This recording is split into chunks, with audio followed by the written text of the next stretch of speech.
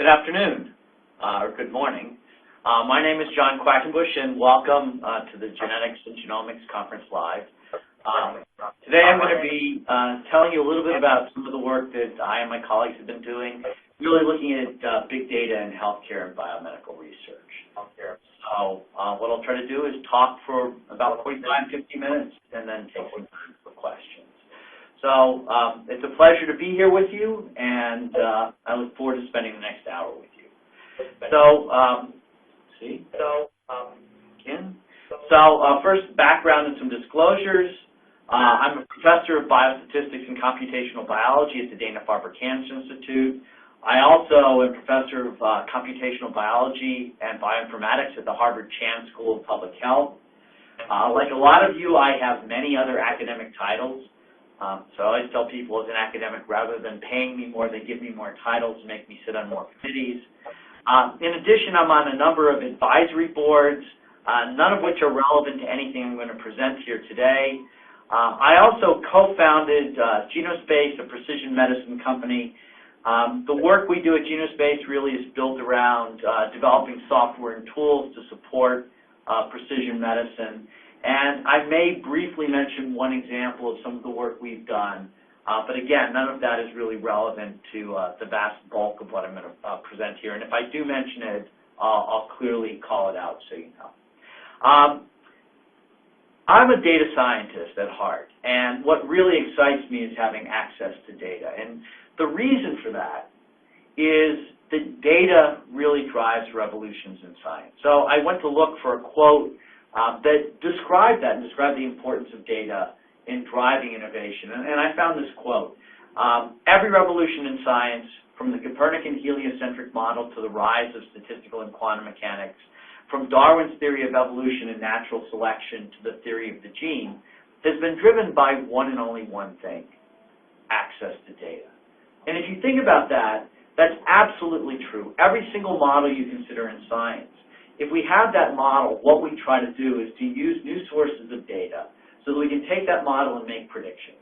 The data then either allows us to verify the model, or if we falsify the model, if the model doesn't match the data and the predictions from that model don't match the data that we're able to collect, then we have the opportunity to go back and build a new model and to take that model and then further test it. So it's really data that drives our ability to better understand the universe and to build models that better describe the properties of elements in that universe. So I mentioned I looked for a quote and tried to find one. The truth is I couldn't actually find one. Oops, I went in the wrong direction. I went in the wrong direction again, but this is actually a quote from me. So if you share it with your friends, it'll be a famous quote one day. In fact, I know it was too long, and a lot of you are probably on Twitter now. So this is the Twitter version with 115 characters, including spaces. But the reason I like this quote is that it's absolutely true, that data drives innovation. And that's a big part of the reason why it's so exciting to be working today at this frontier of data and health and biomedical research. So what are the driving trends? What's really making it possible for us to begin to look at this data in a large-scale way and begin to link it to biological information? And I think one of the things that's really driven this discussion and moved the field forward is the cloud. The cloud is really a buzzword, and that's sort of reflected in the way people present it. You can show rooms full of computers. You can show really space-age looking assemblages of computer systems. You can draw little cartoons. But really what the cloud means in a practical sense is that today we have access to very large, scalable computing infrastructure. And we can call it up on demand. That rather than building a large-scale data center, we can bring to bear large-scale computational infrastructure with a credit card and an internet link. So we can build large-scale data computing resources on demand, and we can scale them at relatively low cost, and we can keep them up to date as systems modernize without making a big capital investment. So that access to large-scale, powerful computing at reasonable cost has really driven a lot of our ability to think about dealing with massive quantities of data. And one of the challenges in working in this area is actually people's concern about moving healthcare data into the cloud. But the truth is that the data security breaches that we most often see are not people hacking into cloud-based systems. Rather, they're people losing unencrypted flash drives or laptops on the bus or in an airplane, or leaving something behind in a cab, or even in a hospital setting, somebody walking up to an unsecured terminal. It's not somebody physically challenging the infrastructure of the large-scale data storage and computing resources, and very rarely is it someone hacking it. So there have been a number of papers published about this, some white papers, really trying to debunk some of the myths about data security in the cloud. And the truth is that most cloud-based systems, if you have the right software, encryption, and data protections in place, are no less secure whether it's in the Amazon cloud or the IBM cloud or your own private data center. So dealing with data security and large-scale data is a solvable technical problem. One of the other really interesting elements, though, that's influenced our thinking about big data quite a bit is the iPhone. And you might think, well, that's because you can use it as a data capture device, and that's absolutely true. But in fact, when I think about the iPhone, and one of the defining moments for me in thinking about access to big data and the use of big data was really thinking about why the iPhone became so popular. While it's gotten to be a better phone, the initial iPhone actually wasn't a great phone.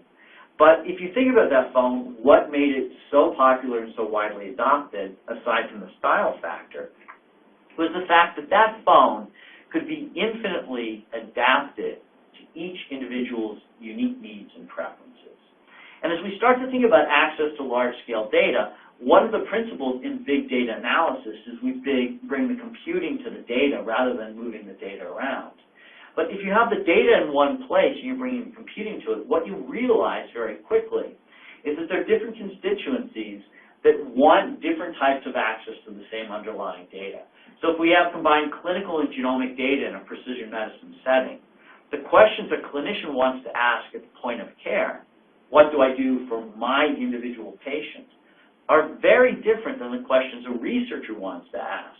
If I take this group of patients and compare it to that group of patients, what are the differences between them?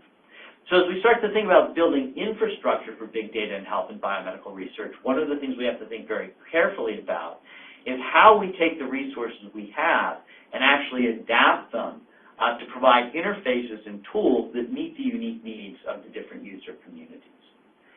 The great thing about this is we actually have access to many different sources of large-scale data. So a lot of the work I've done over the course of the last few years has really been built around the idea that we can take genomic data, whatever type it is, and link it to clinical data with the goal of relating the different genetic and genomic features that we see to meaningful clinical endpoints. So can we find transcription patterns and gene regulatory patterns that we can link to different outcomes in disease or to identify different subtypes? Can we identify mutations that we can use to predict which patients will or won't respond to therapy? Can we look at integrating those different data types to better understand the function that causes cells, or the functional alterations that cause cells to move from a normal state to a disease state? But in fact, that's only a small slice of the growing universe of data that we have access to. So we can start to think about drawing information from a variety of different sources. For example, we run clinical assays, and we have lots of tests that we run on patients in addition to genomic assays. Hugo Ertz, a colleague of mine, is really a pioneer in a new field called radiomics, looking at imaging data and extracting quantitative features from the imaging modalities that we can now collect. So we can take a CT scan, we can identify a tumor, and Hugo can pull out features from that tumor. What Hugo and I started working on some time ago was the idea that we could use those features as biomarkers. But more importantly, if we have imaging data and mutational data on the same patients, we started to ask the question, could you use that imaging data and the features that Hugo was extracting to predict the mutational status of tumors?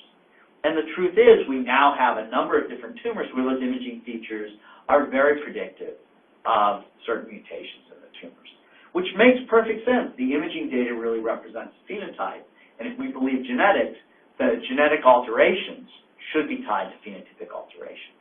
But you can go beyond that. You can start to think about drawing information from drug research and animal models and integrating that.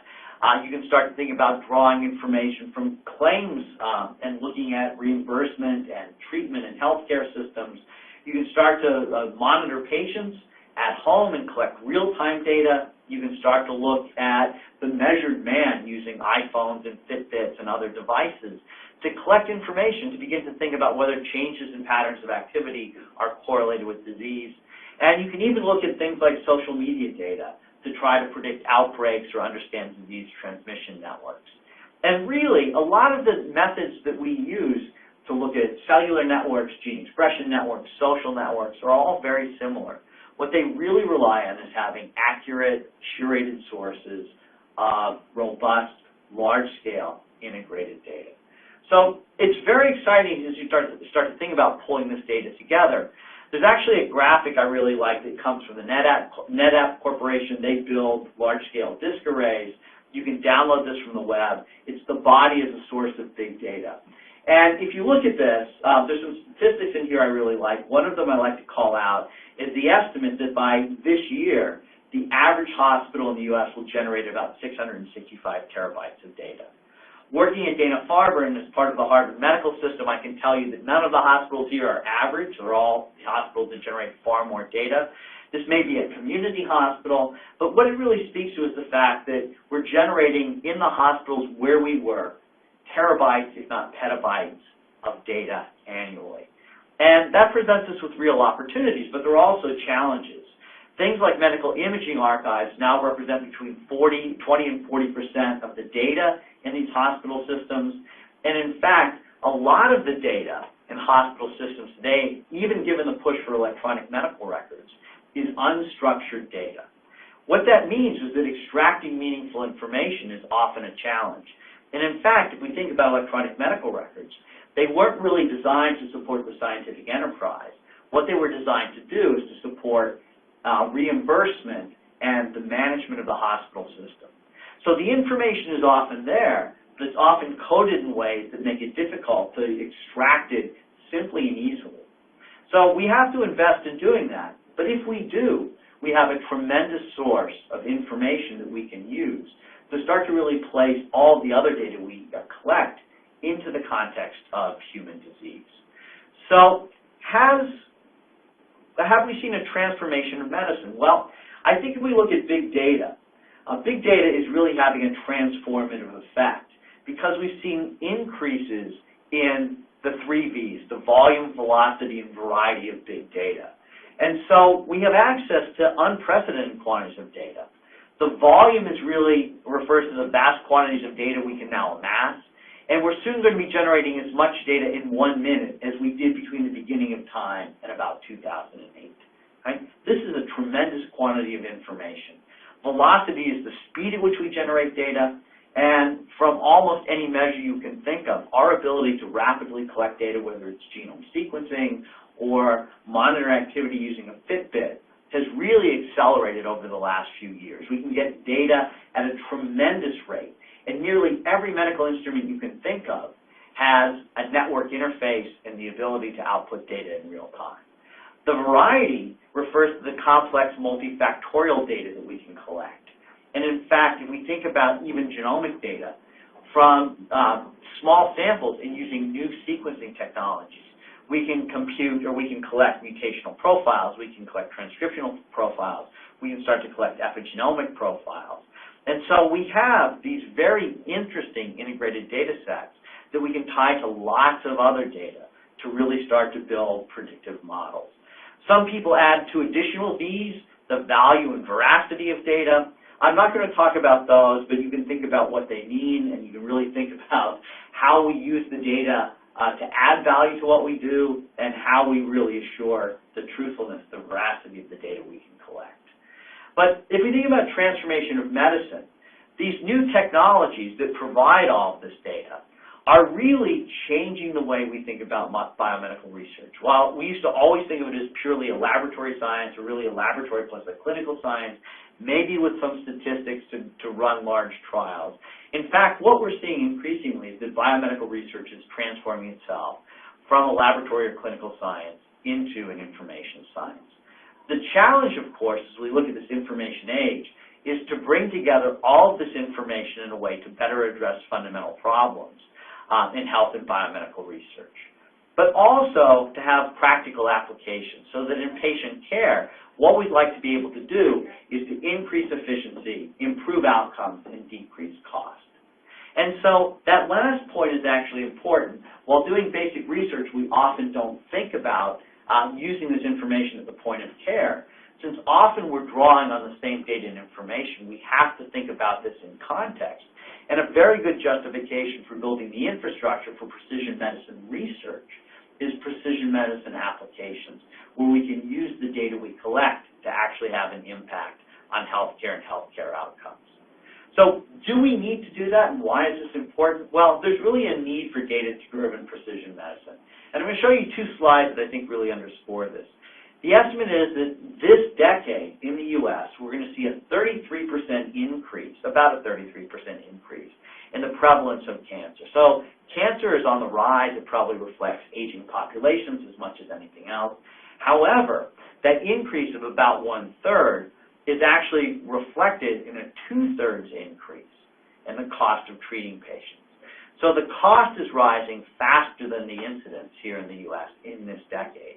And so what we really have to think about doing, and we've heard this debate time and again, is coming up with better ways to manage costs.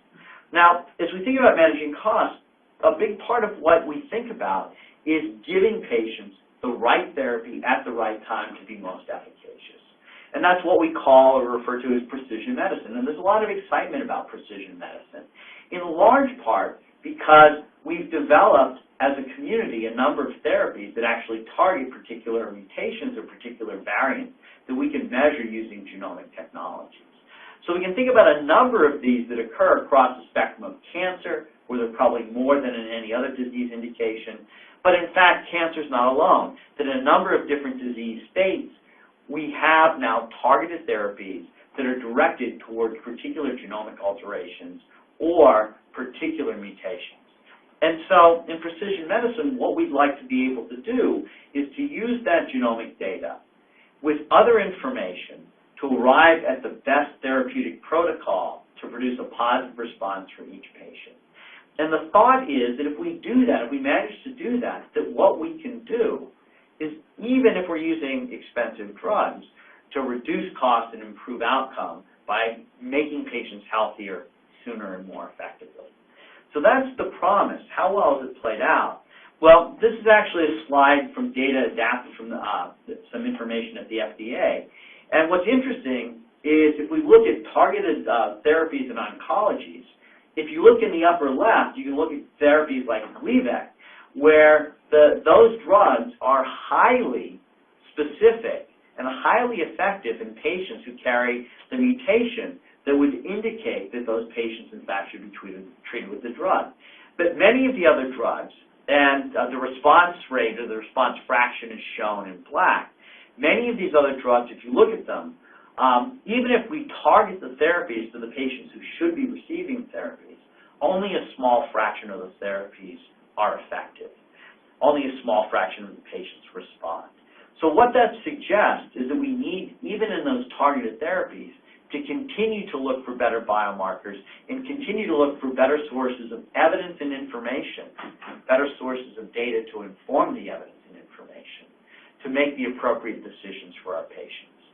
So if you look at the importance of this, there's actually a really nice interview presented in the Cancer Letter with Cliff Lutis, the president of ASCO. And what he said was that even within the NCCN, the National Cooperative Cancer Center Network, which is the group here in the U.S. that really sets guidelines for the standard of care in treating cancer patients. Even within the NCCN, certainly the majority of decision notes that are enshrined in the NCCN guidelines are not supported by a high level of evidence, right? How we're treating patients, even in evidence-based medicine, is still largely anecdotal. And what that suggests to me is there's a real opportunity if we can collect the right data, put it in the right form, and use it effectively, that we can have a big impact on how we treat patients and manage disease. So the solution to this problem, obviously, has to be driven by data and access to data. And we need to think about that volume, velocity, and variety of data, and how we use that effectively to really develop better ways of treating the patients we manage. So when I think about this problem, I actually look at this as an opportunity to take the genomic data that we can generate and look at the spectrum of health and biomedical research, and look, really at the spectrum of disease and disease response. So there's some things that we have no influence over, like lifestyle and the environment. There's some things which we can't control, like chance. But if we look at the genomic data that we have available, what we can begin to think about doing is looking at that life cycle of disease. Can we do a better job of predicting genetic risk? As we amass more evidence, surely we can. Can we do a better job of early detection of disease? With new technologies, we're now at a point where we can start to think about looking for things like circulating tumor cells, or doing non-invasive prenatal testing to look for the presence of fetal DNA in the mother's bloodstream, and to identify anomalies that might, for example, predict trisomy 21 Down syndrome, or trisomy 13, or trisomy 18, or other particular defects that might be important to try to manage in some way prenatally. But once we start to detect disease, what we'd really like to do, and this is where the rubber meets the road in precision medicine, is to stratify patients, stage them appropriately based on their molecular features, and then direct them to therapies that are most likely to produce a positive response and give those patients a good quality of life. So a lot of the work I and my colleagues have done, and really this whole community has done over the last few years, has been driven by access to data from technologies like DNA arrays, which have really laid the groundwork for a lot of what we want to do. But in fact, today we have much more exciting opportunities to use sequencing-based technologies to collect integrated, complex, multi-omic data on the same patients, and to begin to think about how we really use those more effectively to look at this entire life cycle of disease. So what's really driven this has been the cost of sequencing. And as that cost of sequencing has fallen, we've seen a real explosion in a number of methods and the number of methods to begin to take that data and do interesting things. When I look at this, I actually like to put this graph, which is adapted from data at the National Human Genome Research Institute, into some context. The first human genome was sequenced in the year 2000. At that time, the cost of the genome project was billions of dollars. But the estimate was that to start a new genome in 2000, 2001 would cost a few $100 million. The time that it would take is actually months. It would be done by people working in sequencing factories around the world collecting and amassing the data. It was a very, very difficult challenge. But shortly after the sequencing of the genome, the cost started falling and actually fell at a pretty appreciable rate. So if you look at the top part of this curve, what you see, in fact, is a time in which the cost of sequencing was dropping by a factor of 2 every 15, 16, 17 months. So people often compare this initial drop to Moore's law, the law in computer science, the empirical observation that the cost of processing drops by a factor of 2 every 18 months, or the number of transistors on a chip doubles every 18 months, or processing speeds increase by a factor of 2 every 18 months. Okay? So people compare that to Moore's law, and in fact, you can make an argument that some of that drop really was improvements in computing technology. But in 2007, new sequencing technologies were introduced: the Illumina Genome Analyzer, the Applied Biosystems Solid, even the 454 sequencing instrument really started to change the way we think about generating data. And in fact, that resulted in a precipitous drop in sequencing costs, where from 2007 on, the cost of sequencing was dropping by about 33% per quarter. Okay? So every 3 months, the cost was dropping by 1/3. It almost made more sense to wait, if you had a large study, to generate data rather than to jump in, because 3 months later, you could sequence 1/3 more samples. So if we look at this time, it was really interesting sort of conceptually to think about what this meant. And the really turning point for me was in 2009, where the cost of sequencing crossed $100,000. Because when I looked at that, I would actually say honestly that if my wife or son had a rare tumor in 2009, I would mortgage our house and sequence their genome to try to better understand how we might treat that tumor. Today, the cost is about $1,000, which means you can pay for it with a credit card. It's less than the cost of buying a high-end television. Okay? The cost of sequencing is no longer a barrier to generating data. And as the cost remains low and continues to fall, what that really suggests we should think about is not the barriers to sequencing, but the barriers to using sequence data when it's available to address a whole host of questions. So what are those barriers? Well, people sometimes raise the specter of cost. And this is actually a very influential paper that was published by Elaine Martis in 2010, where she speculated on what would happen if the cost of sequencing dropped to $1,000 if the cost of doing analysis remained high. And people still today, when I talk about this opportunity that presents itself with genomic data and health and biomedical research, about what the real cost of analysis is. And I've had people come back and say, well, it's $100,000. And the fact is, the cost of analysis depends on what you want to do with it. And in 2010, the state-of-the-art in analysis was really a very handcrafted analysis if we didn't have something obvious that fell out of it. So the way I tend to think about this is as an economic universe built around the cost of doing data analysis. So the kind of work Elaine Martis was talking about, and the graphics aren't working out very well here, so we'll see what happens as we move forward, but the research application should have been up in a little circle in the upper left-hand corner, or up, I guess when you're looking at this, the upper right-hand corner, the upper right-hand corner of the graph. So there is a place in the upper right-hand corner where we're looking at almost the entire genome. We're looking at that data in a very careful way in a research application. We're digging in. We're trying to find the root cause, the root mutation, that we can link in some kind of meaningful way to the phenotypes that we observe. And while that's an interesting problem, and it's a research problem, it in fact is not the kind of analysis that we could even begin to expect would have a major impact on healthcare. If we start to think about other applications, though, there are opportunities, for example, in clinical trials to look at a smaller number of candidate biomarkers and analyze those. And in fact, as we look at a relatively fixed portion of the genome, and we're asking very specific questions like, are these biomarkers predictive or not predictive of response, the cost is much less because we don't require a room full of highly qualified bioinformatics analysts, biostatisticians, and clinicians to sit together and try to tease out what's happening. We can just look at the data and ask very simple questions.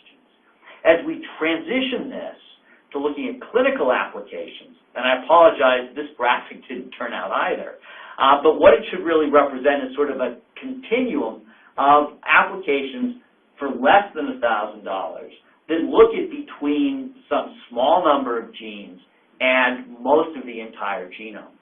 And while we can still think about those clinical applications up in the upper right-hand corner, like the diagnostic odyssey, some poor child that has a rare genetic disorder, we don't know the cause, we sequence that child, we sequence his siblings, we sequence parents and other relatives, and then we get together and try to tease out what's happening. Well, we can think about those applications, in fact, tend to be the exception, not the rule. That really, what we have to start thinking about is the cost of analysis being less than the cost of data generation. And that's where precision medicine is actually going to have its major impact in the clinic. But if we really think about this, in clinical medicine today, in any disease, the number of approved and actionable variants is small, typically far less than 10. And in that instance, the cost of analysis isn't even $1,000. It's far, far less. Because what we're doing is we're looking for the presence or absence of specific genetic variants that we can link in an approved and conclusive way to a particular therapeutic intervention.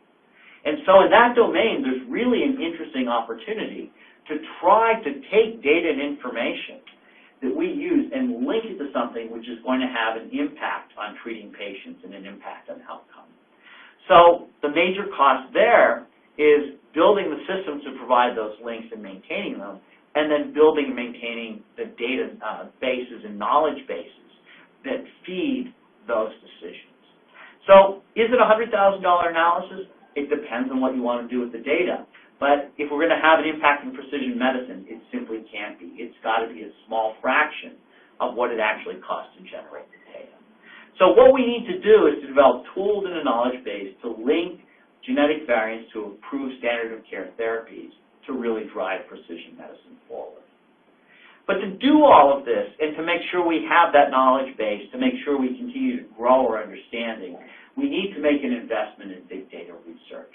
So there was actually a really wonderful report published by the National Research Council in 2013. It was called Frontiers of Massive Data Analysis. And what they did in this committee was they looked at how to take data on this large scale, to wrestle with the volume, velocity, and variety of the data we can now collect, and to really think about putting it into a biomedical context to drive forward health and biomedical research. And what they pointed out in this report was that the challenges associated with massive data go far beyond the technical aspects of simply storing that data. And they don't underplay the importance of storing data and managing it. But those are technologies that exist today and can be adapted from other domains.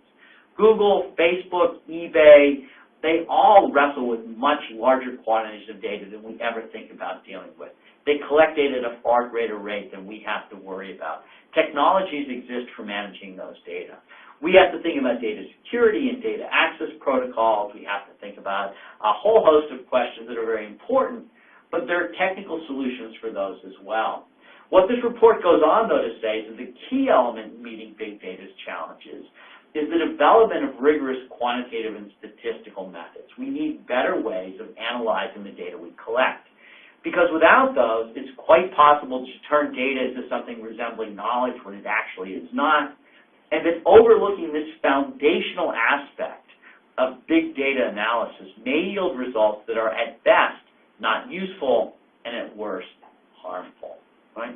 We need to think carefully about how we analyze the data we can collect, and we need to develop new methods that are going to enable that. So about a year and a half ago, some colleagues and I sat down together as part of really thinking about some of the new challenges and new opportunities that were presenting themselves in this big data universe. And we asked ourselves, what are the key challenges? We actually got 17 faculty members together from the Harvard Chan School of Public Health, from the Dana-Farber Cancer Institute, from MIT Lincoln Labs, and we sat down and we described the challenges and opportunities in big data. And as each one of us presented our challenges, whether we were looking at environmental health or genomic medicine, whether we were looking at genetics data or imaging data, as we started to present our challenges, what we discovered was that those challenges fell into a relatively small number of buckets, and that those challenges are things that we all faced in one way or another in looking at data. So one of those challenges is just the problem of pre-processing and normalization. Can I take data from two different instruments, whether it's a satellite and a ground-based monitor for environmental sensing, or it's two MRI machines in the same hospital across the hall from each other? Can I put the same patient in those MRI machines and know in a quantitative way those images are the same? So we have to be able to do that. We have to scale, normalize, pre-process data so that it's useful. And we also want to identify hotspots, those elements that we actually want to analyze later. A second challenge that was universal is the one of data integration. How do we take these diverse data types and put them together in a meaningful way? A third challenge was reproducible research. How do we actually use the data that we're collecting in an ongoing fashion as a way to continuously validate the findings that we make on earlier data sets, to make those findings and future findings more robust? How do we look beyond simple correlations and start to put together networks? Something I'm going to talk about later. And then how do we really assure data access and utility in meaningful ways, not only that address the technical challenges, but that also address some of the data use and data access challenges? So We'll talk about each one of those very briefly. The first is the problem of normalization in batch effects. Batch effects have to be removed. They have to be normalized. This is actually a paper that was published a few years ago, I think 2010, by some of the real thought leaders in this field, Rafael Irizarry, Jeff Lee, a number of others. And in this paper that appeared in Nature, what they did was they looked at genomic data from a variety of different sources in published studies. And what they showed was that even in studies where the data were normalized properly, they could find features, they could find elements that were not predictive of the underlying biology, but in fact were predictive of where the data were collected. So these batch effects exist, and what they then went on to show is that these batch effects, in fact, are very common in many, many published data sets across domains. And so this paper, I really think, is a call to action to use better methods for normalizing and pre-processing data, but also to make an investment in developing those methods. The second area I mentioned was the one of integrative analysis. This is really sort of an ongoing challenge that we all face given the variety of data we can collect. That data has really allowed us, or those technologies that produce data, really allowed us to collect a variety of different types of data. And the kind of work I do, we think about bringing together multi-omic data in meaningful ways. But in order to make sense of it, what we need to do is to link in clinical and phenotypic data. We have to look at systems like electronic medical records, which really weren't designed to capture those. But we have to wrestle with the fact that in the data we're looking at, there are multiple, often hidden dependencies that we'd like to be able to find because sometimes those are biologically meaningful. But depending on our application, we also have to correct for because we don't want to overfit our model by making 5 measurements of the same thing. So we really have to think carefully about how we build those integrative models. And again, it's an area where we need to make an investment and do future research. I mentioned reproducible research. There are lots of examples of this. And I think one of the great things about our community is the fact that we tend to make data and software available so we can look at this overall problem. This is actually a problem I and some of my colleagues published a few years ago looking at 2 large pharmacogenomic studies. And the great thing about those studies, published simultaneously in Nature, the Cancer Cell Line Encyclopedia and the Cancer Genome Project, was that they made their data available. What we wanted to do was we wanted to build predictors. We wanted to look at this pharmacogenomic data, genomic profiles and response to drugs, and we wanted to build predictive models that would take those genomic profiles and allow us to predict which cell lines would respond. When we did that, when we actually compared the 2 different studies and tried to build models on one and predict on the other, what we found was that our predictions failed horribly. So we decided to go back and look at the cell lines and drugs that were in common. Out of the hundreds of cell lines that each one of these studies profiled, what we found were 471 cell lines that were in common. We then looked at the drugs, and unfortunately we were only able to match 15 drugs out of the hundreds that were profiled. Nevertheless, this gave us an opportunity to ask where the problems were in these underlying data sets. So the natural place that we started was by looking at gene expression data. Since everyone, over the years, has raised questions about the validity and reproducibility of gene expression data. And the great thing is in this study, we found that the gene expression data were highly concordant between studies. And I think that really reflects the fact that 10 years ago, there were a lot of papers published in which people pointed out the inconsistencies in gene expression data. So that as a community, we got together and we developed standardized laboratory protocols and standardized analytical methods. So the 2 groups can now produce very reproducible, very comparable data on the same elements, even though they're geographically and temporally separated. On the other hand, we looked at the correlation between the phenotypes measured by drug response. For most of the 15 drugs, there was very, very poor correlation in the response. So what that suggests to me is that what the community needs to do is to go back and standardize the reports, the reporter assays that are used to measure response, standardize the protocols for generating the data, and standardize the analytical approaches. And then if we can do that, these large-scale pharmacogenomic studies will actually become far more reproducible. So this is just an example, but it points to the opportunities, like in gene expression, where we've been successful, and the opportunities pointing to the future where we need to continue to invest to develop methods that are going to allow us to do this kind of reproducible research. But again, it was the availability of that data in real time from these groups that allowed us to find the problem and to suggest ways in the future to continue to improve them. We need to assure data access and utility. That was my last point. This is actually an example that I'll use that comes from some work that my colleagues did at Genospace. And this is really centered around delivering reports to physicians.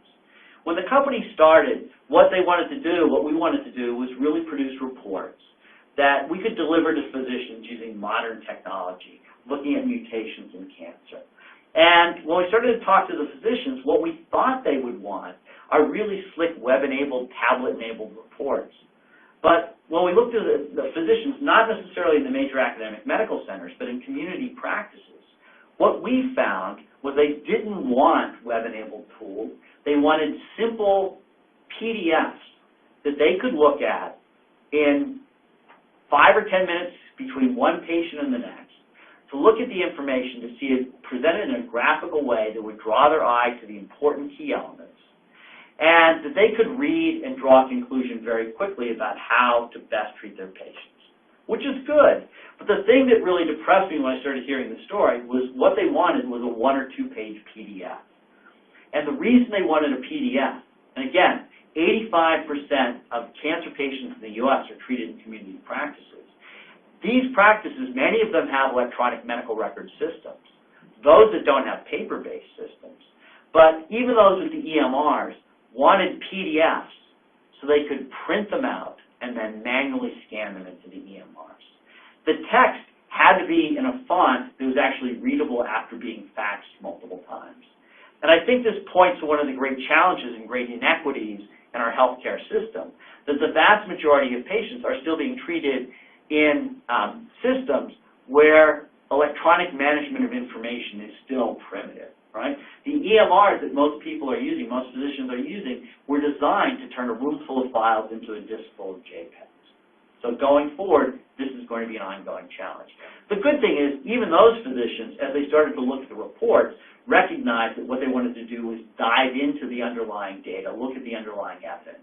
And so, as the company moved forward, what we started doing is producing web-enabled, tablet-enabled reports that could be broadly used. Okay? So, we have to think about data, we have to think about access, we have to think about how we make information usable to different constituents at the point of use. But the thing I wanted to talk about today is an application, and that's really a set of network methods.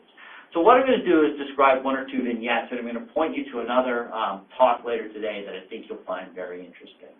But really all of this is built around the way we think about biological networks. And for me as a research scientist, this is one of the areas I'm most excited about. So what do we learn from networks? Well, a lot of my thinking in this area has really been driven by work that I've done in the past and questions that I've gotten from referees. I think a lot of those questions are foolish, unless you're my referees, in which case those questions were brilliant. But a lot of the questions, I think, miss the mark. And the questions that I find most difficult to rationalize is a question I've gotten many times in trying to write about networks. Very often, referees will ask, how do you know that this is the right network? And I think that's the wrong question to ask. When they're asking me that question, you really dig into it. What you start to recognize is they're often asking you, well, why doesn't this network look like a picture in a textbook? And as I think about it, the answer is it shouldn't look like a picture in a textbook. If we think about that question, what we're really asking is if I can make some representation of the network, does it look like the network that I might expect to see in a normal tissue?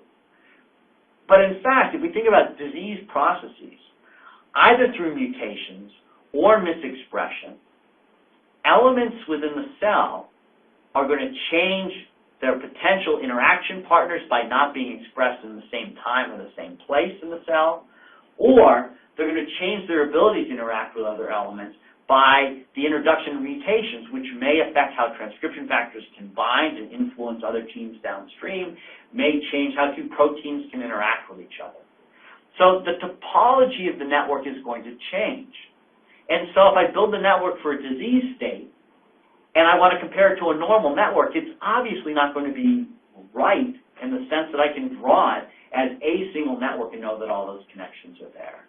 And in fact, if I look at different subtypes of disease, the topology of those networks are going to be, one would hope, fundamentally different. There are different phenotypes, there are different mechanisms driving it. The networks themselves should reflect those different phenotypes and be fundamentally different. So the real question then shouldn't be, is the network right? But can we tease out meaningful differences between the networks that inform our understanding of biology? So I've really transitioned from this question of asking, is the network right, to asking, is the network useful in informing my understanding of the disease or the disease process? So that's going to be a big part of the thesis I'm going to present as I move forward talking about networks. I'm actually going to talk about an application in modeling gene regulatory networks, and this is work that I did largely with my colleague G.C. Yuan, Kimberly Glass, who was a postdoc working with us. She's now an assistant professor at the Channing Division of Network Medicine and Harvard Medical School. This method that we published a few years ago is called PANDA. PANDA is an acronym for something I never remembered that has to do with passing messages. But if you do bioinformatics software development, the thing you should know is the most important thing is having a cute name for your method, and nothing is cuter than a PANDA. So PANDA is a way of modeling information flow in networks. And we really started by asking questions about one of the few processes I really believe I understand well, and that's transcriptional regulation. So the output from transcriptional regulation is an RNA, and we have opportunities to measure RNAs using gene expression arrays, using RNA-seq. So you can measure the output. But we ask, what drives the expression of that RNA? Well, it's the assembly of an RNA polymerase complex that's enabled, typically, by the binding of specific transcription factors within the region of that gene. So if we conceptualize this, what we can think about is actually a model in which the transcription factor, encoded by a different gene, is communicating with its downstream target. And so as GC and Kimby and I started really thinking about this problem, what we recognized with input from Curtis Hightower was that if we looked at this problem, it was really a problem of communication. And in communications theory, there's a body of work centered around what's called message passing or affinity propagation that captures this information exchange problem, or that models this information exchange problem. In this model, what we have are transmitters, and in our case, those transmitters are transcription factors. We also have receivers. These are their downstream targets. And in this process, in message passing, any communications process, in fact, involves two parties, the transmitter and receiver. I'm telling you about this method. You are trying to learn about this method. And if I were to give you a quiz at the end of the presentation, if you did perfectly well, if you got 100%, then no one would argue that you did your job and that I did my job. But if I were to give you a quiz and you were to do poorly, if you were to get 30%, if someone didn't hear this presentation, if someone didn't watch you listening to this presentation, there'd be no way to know whether it was because I did a poor job of explaining this method or you were distracted checking emails while I was talking about message passing. So without that external validation, someone simply looking at your score wouldn't know whether the failure in information exchange was your fault or my fault. Now what we can do is we can actually define functions on the transmitter side and the receiver side that we call the responsibility for the transmitter and the availability for the receiver. The transmitter has to transmit that information, but if you're not there to receive it, no information flows. If you're sitting in front of your terminal and I'm not telling you about it, no information flows. So we can actually define mathematical functions based on measurements we make, but the bottom line is with just two parties in this discussion, we have no idea of knowing where the information flow breaks down. But if we have a much more complex network, what we can do is actually iteratively estimate these functions on each edge and then come up with a summary score for each edge, telling us whether the information has flowed or hasn't. So the way we approach this problem is to start with a guess as to the network structure.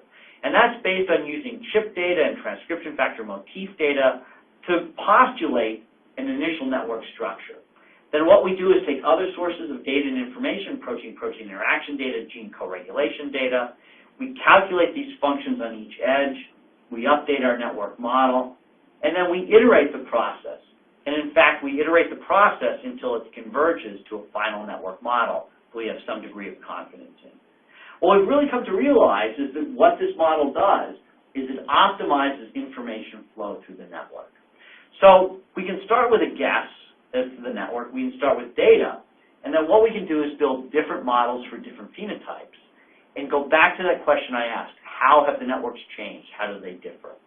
So one of our first applications was to look at two different subtypes of ovarian cancer that differ based on their expression of genes associated with angiogenesis. So there's a paper describing this classification that appeared, I think, in 2009. And what we did was we took the largest available data set, the Cancer Genome Atlas data set, in ovarian cancer. We classified samples based on whether they were angiogenic or non-angiogenic. And then we calculated networks for those two subtypes. Ultimately, what we did was compare those networks, and we looked for differences.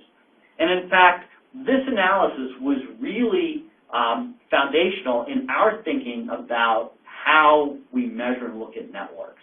Because as we started to look at these networks, we realized the nodes in the networks, the genes that we represented in our models, were always there. What changed were the connections, the edges. So the take-home message for me from this analysis that has really been important for us moving forward is that the edges are the atoms in the network. They're the indivisible elements we want to find.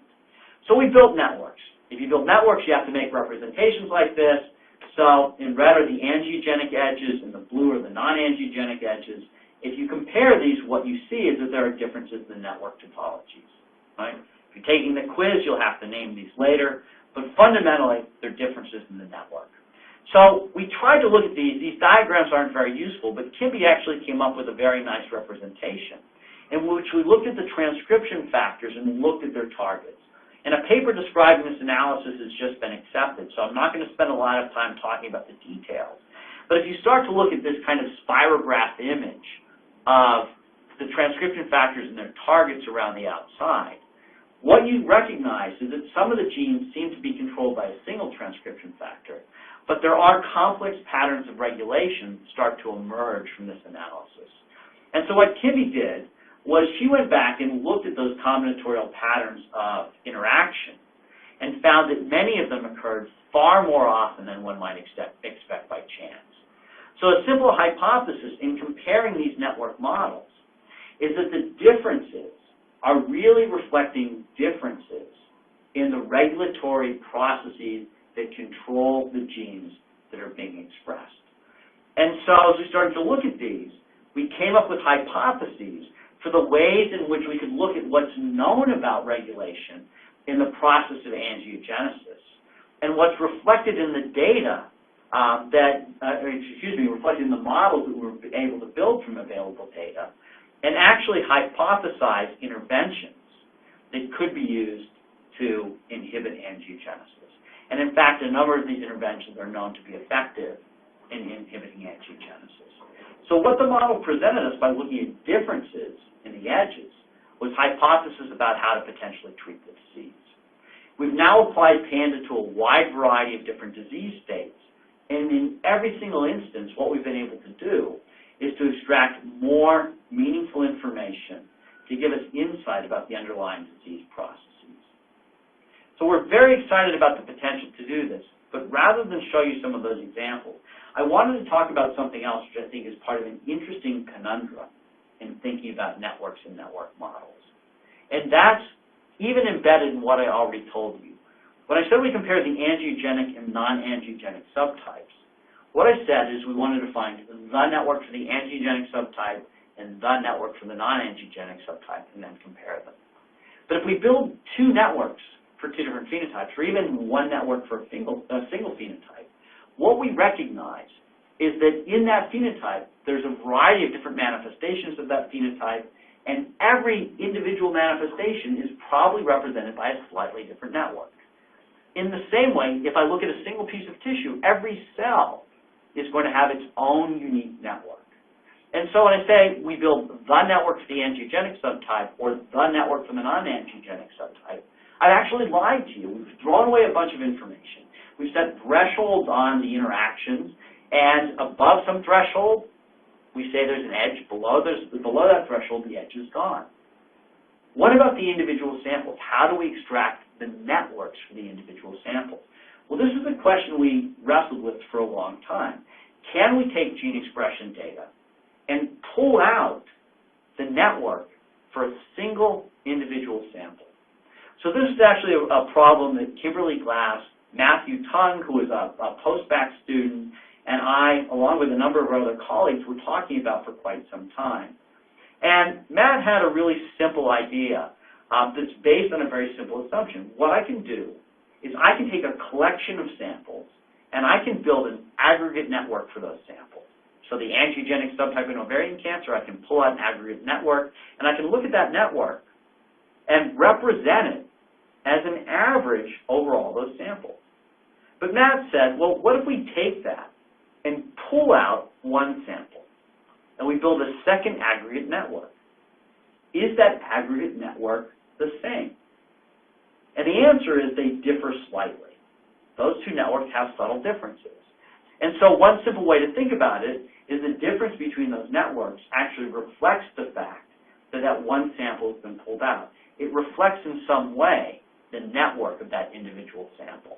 So if I take these two networks and essentially do linear algebra on them to subtract them, what I might be able to do is to pull out the network for that individual sample. And so we developed the method. We have a paper now that we're about to submit. Really, Matt and Kimby and then Marika Kujer worked on this project. And the idea is really simple, that in Linus, this method now with another cute name, what we can do is we can look at different networks, compare them, and from that, estimate the contribution to a single sample. So in practice, what we would do is take a collection of samples, build an aggregate network, pull out one, put it back in, pull out the next one, put it back in, pull out the next one, each time estimating the network for those individual samples.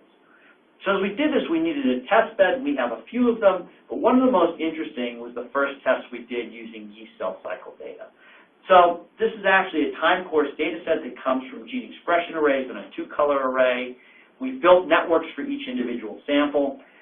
What's shown here in color and on the right-hand side is the correlation in gene expression measures between replicates. We have two replicates of this time course. The apparent anti-correlation between replicates just represents the fact that here these were dye swap experiments, so it looks like there's an anti-correlation when there's really a correlation. But the interesting thing was, if we used Panda to build our network model, and if we extracted individual sample networks by this pull one out process, what we could do is look at the edge weights. And what was really interesting was the edge weights showed good correlation, both within and across replicates. And this is really exciting to me because what this suggests is that the edge weights that we're calculating across two replicates are capturing the same features of the same network at that individual time point. So you can look at the network, the edges that actually changed the most, and this is the figure that really excited me as we started to pull this project together. What you see here in the heat map is not gene expression levels, but edge weights. And these edge weights, if you look at them, are oscillating over time.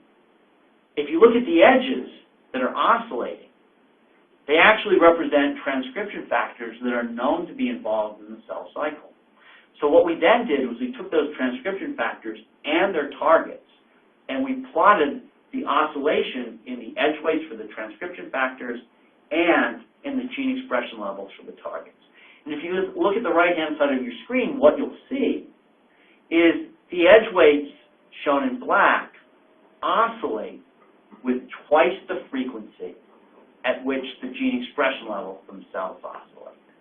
And when we first saw that, we were puzzled, but then we realized this is exactly consistent with what one would expect from the Panda model. what the transcription factors are doing is essentially sending a message that says, turn on, turn off, turn on, turn off. The model is capturing what you'd expect from the underlying biology. So for us, this was really exciting because what it pointed to was a way in which we could extract single sample information that captured essential features of the underlying biology. Are the networks for each sample right? I don't know, but they're very useful in modeling what happens as the yeast cell cycles. And again, we have a number of other applications that we can use that will be in a paper that's being submitted this week that we can use to really validate and justify the use of this model. So we're very excited about it and what it might provide. The last piece which I would love to talk to is how we solve the GWAS puzzle. My understanding of the GWAS puzzle is very simple. Complex traits are complex. There's actually a consortium called the GIANT Consortium that's trying to take all the GWAS studies they can get their hands on and look at common features, common phenotypic measures across those phenotypes and across the studies. They found a few of the phenotypes that they can look at, things like height or weight, BMI. So they published a number of papers over the last year or so looking at large aggregate studies. In this case, this is a paper that appeared in Nature Genetics looking at the genetic variants that influence height. And they looked at something like 240,000 individuals.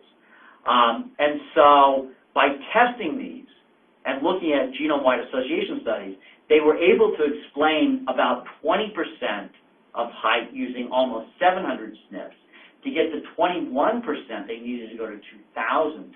To get to 29%, they needed to go to 9,500, right?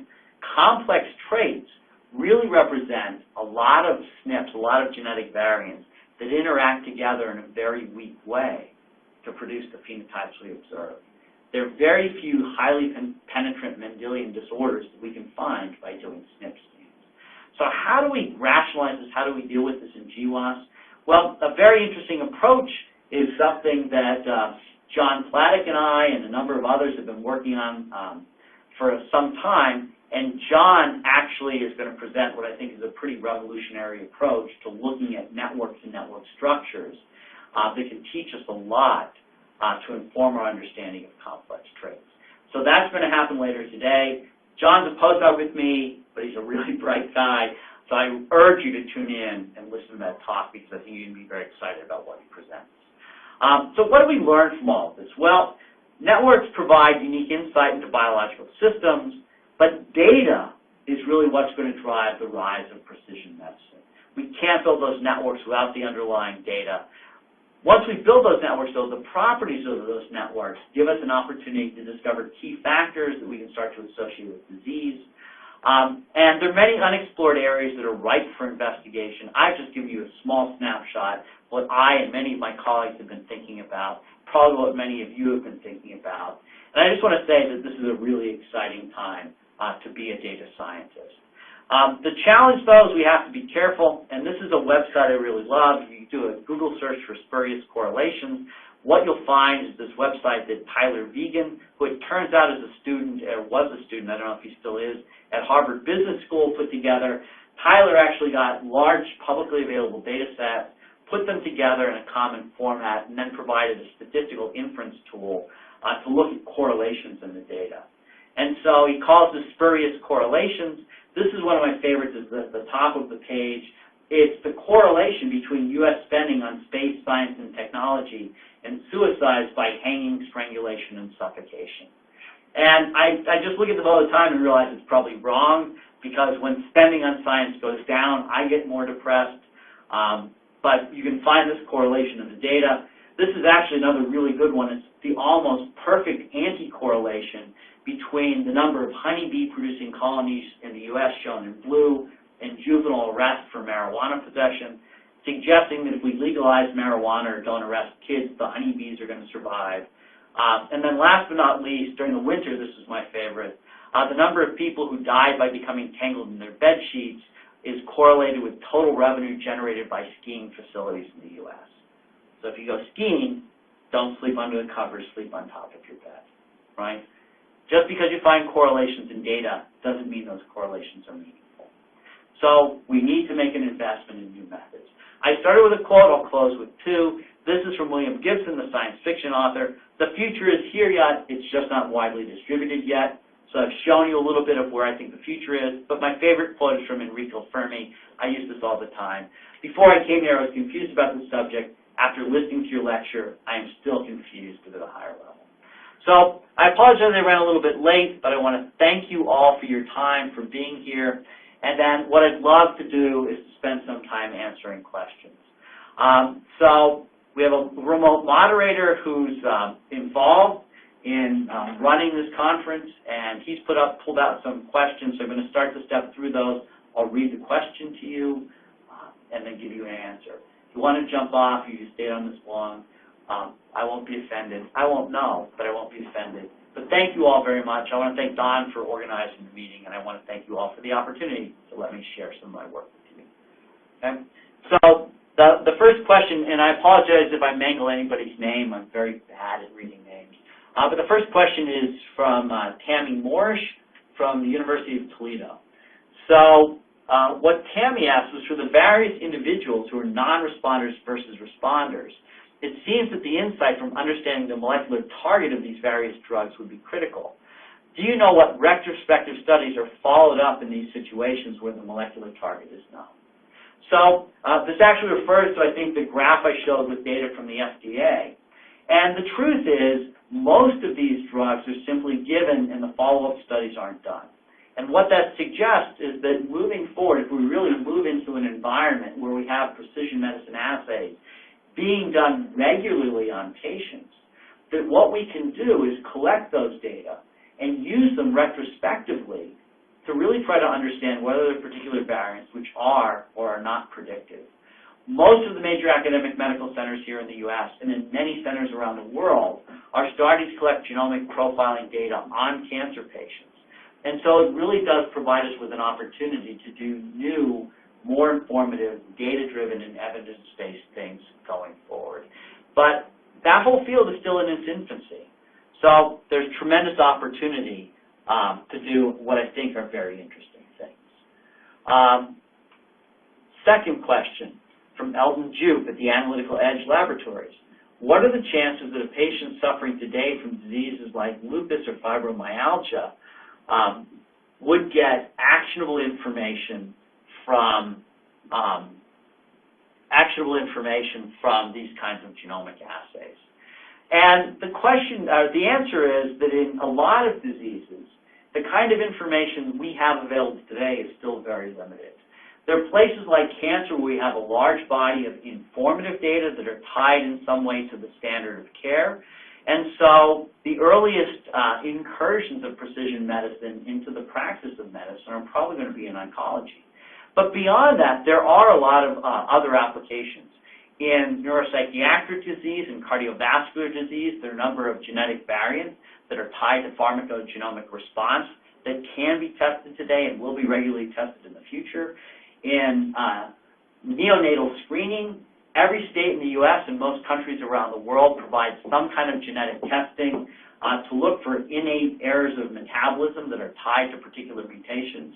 And so there are opportunities there to do testing today and to expand that testing into the future. For diseases like lupus and other diseases, our understanding is still primitive, but the way to advance our understanding to find those actionable markers is to collect the data. So the more genomic data tied to clinical data we have, the better our chances of actually being able to find those biomarkers. Dale Yuzuki from Thermo Fisher Scientific, he raised a number of excellent points. For the batch effect problem, who is doing the best work in controlling for this? Are sequencing vendors tackling this problem with controls, or is it still left to the researcher generating the data? I don't know who's doing the best job. I always point to Rafael Irizarry as being one of the real pioneers. Rafael developed RMA, which was really one of the first robust normalization tools. Of course, there's Cheng Li with D-chip, Evan Johnson, who developed methods for doing batch control and batch effect like Combat. Jeff Leake. I mean, there's really a community of people who've come out of biostatistics who've been working on this problem for a long time in genomic assays. And if I had to point to the leaders, it would be almost any one of the authors on that paper I referred you to earlier. In terms of the instrument manufacturers, I still think this is something which is left to the people generating the data. But you're absolutely right. Having better standards and having opportunities to look at those data across multiple different institutions for standard samples is going to give us better tools for improving how we compare things. Rafael Bernici from the AC Carmaggio Cancer Center. I once heard that we are reaching a point in science where it is less expensive to repeat large-scale analyses sequencing than buying computational storage. What's my opinion about that? Storage is expensive.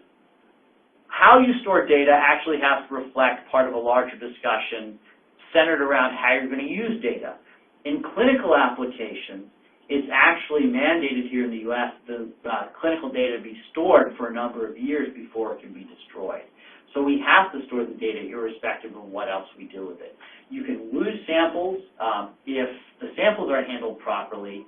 So there aren't always situations where you can recapitulate or collect the data.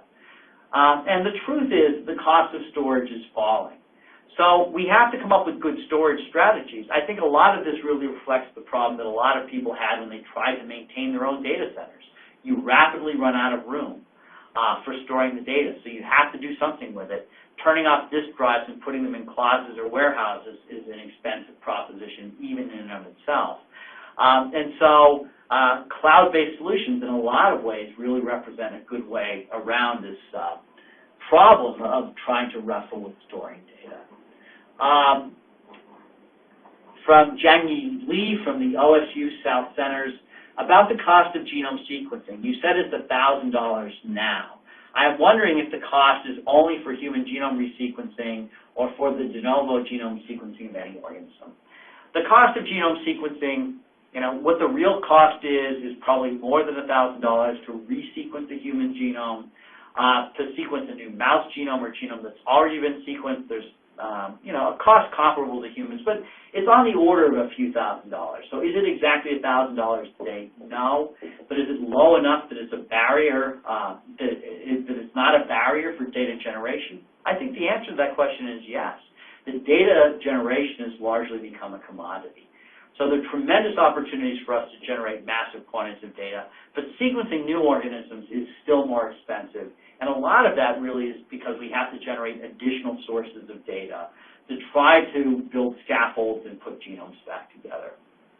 I mentioned whole genome sequencing. In fact, when we look at clinical applications, whole genome sequencing, at least in most areas, is still a long way off from being clinically useful. It probably makes a lot more sense to sequence exomes or to sequence targeted gene panels, where for the same cost or less, we can get much greater depth of coverage, and we can get coverage about things that we can actually say something about today.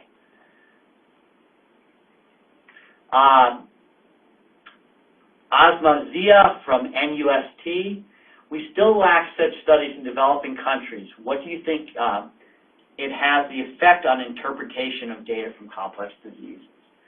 So I think this question is absolutely on the mark, that when we talk about looking at data for complex phenotypes, we really have to sample the complexity and diversity of both the genotypes and the phenotypes.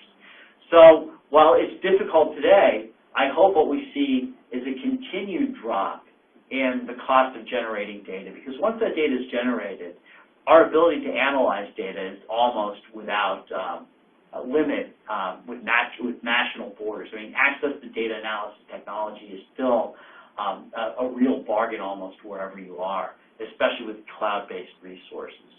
So I think this question is absolutely right in sort of calling into light the fact that we do have to do broad surveys.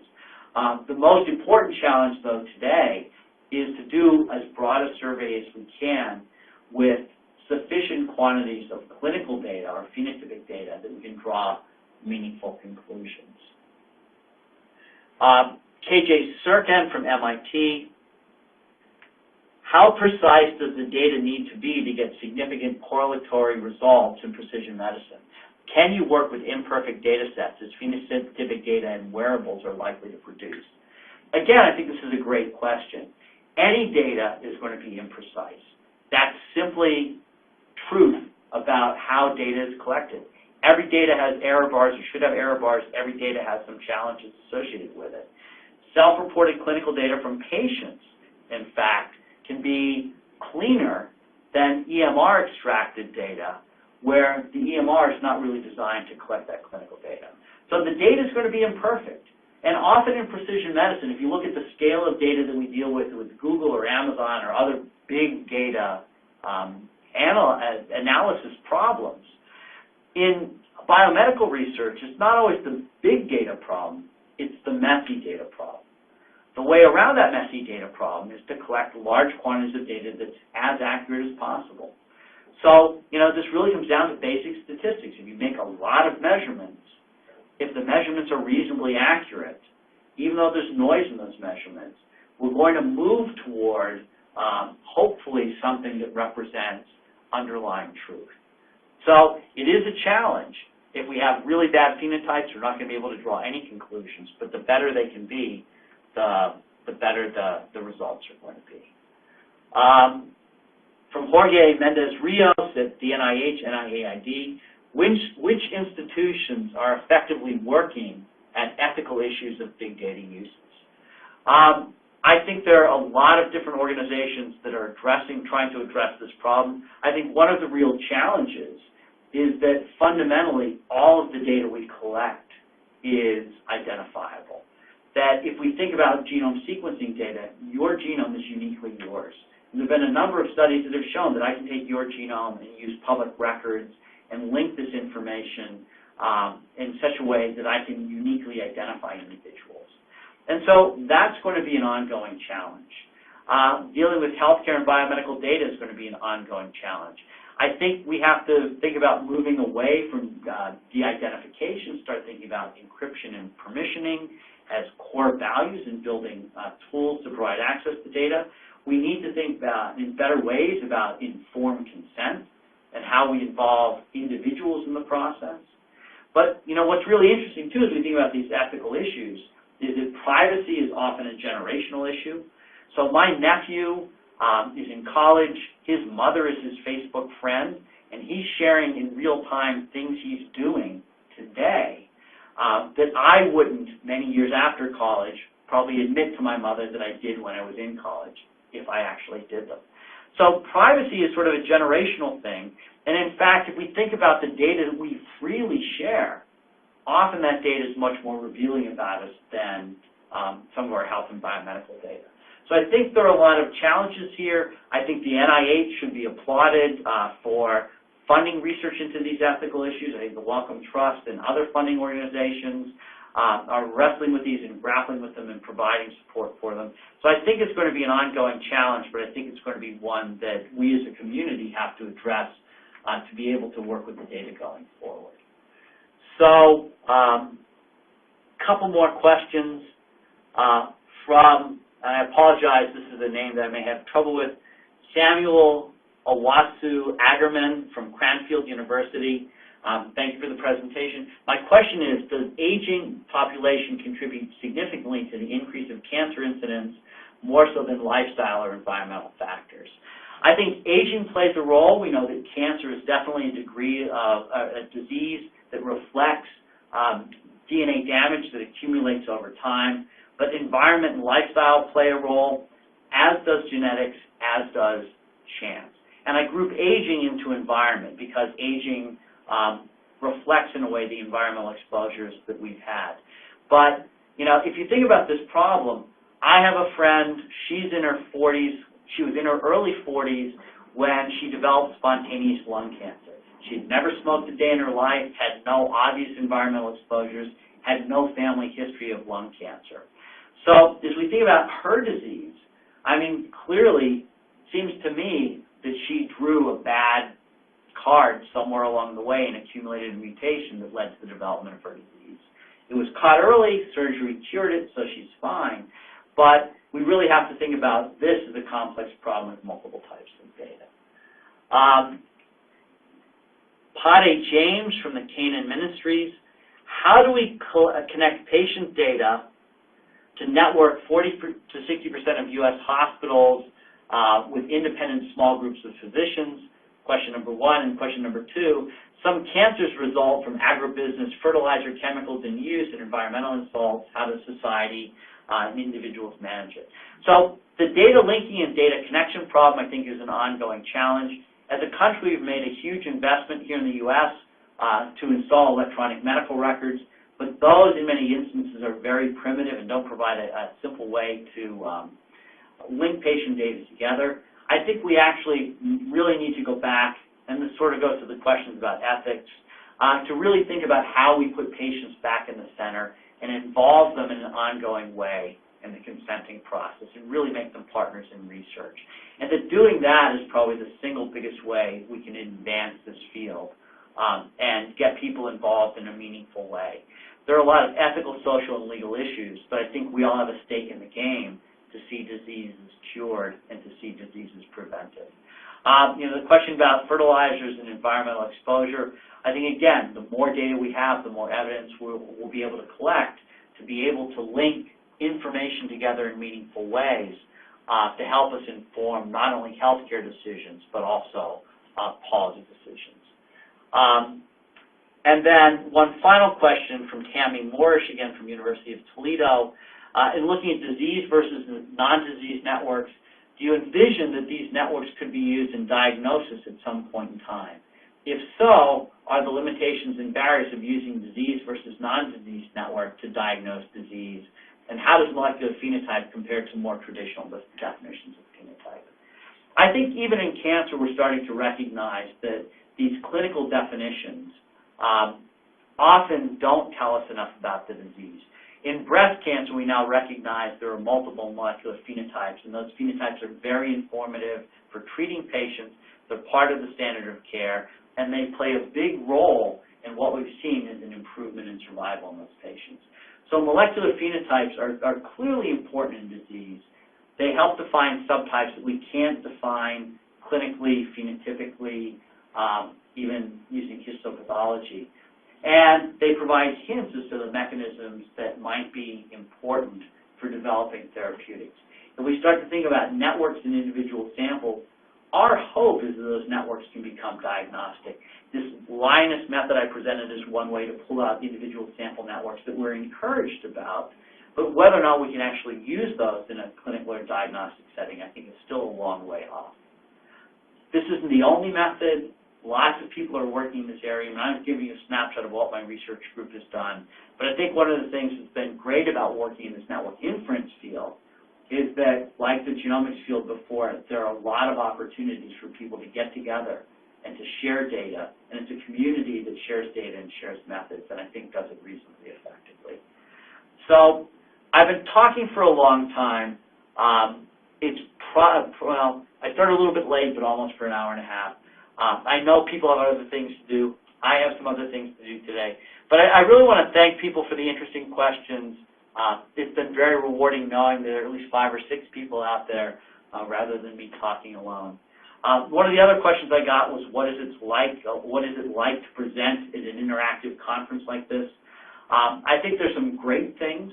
One of them is that I was able to walk from my office, set up and give this presentation. I actually last year gave a presentation sitting in a little cafe in the middle of the night in Austria. I've been able to give presentations without having to travel far. It's a little difficult sometimes to talk without an audience because it's hard to gauge your presentation and know precisely how people are receiving it. So that's probably the biggest downside. But from the questions I've gotten back, I think I've done reasonably well, and I would gladly do a presentation like this again. So if you're interested in participating next year, please think about it. I think this has been a really great venue, and it means that later today I can run back home and have dinner with my family and put my son to bed tonight. So thank you, Don, for organizing this. Thanks, everyone, for participating. If you have any questions, the last thing I'll do is just point out that my email address, I think, is on this final slide. Yes, it is. My name is Quackenbush. If you Google me, I'm easy to find. So if you have questions you want to send, I'd be happy to hear from you. So thank you very much. Enjoy the rest of your day. Enjoy not being in some distant place sitting in a hotel ballroom. And thanks for being with me.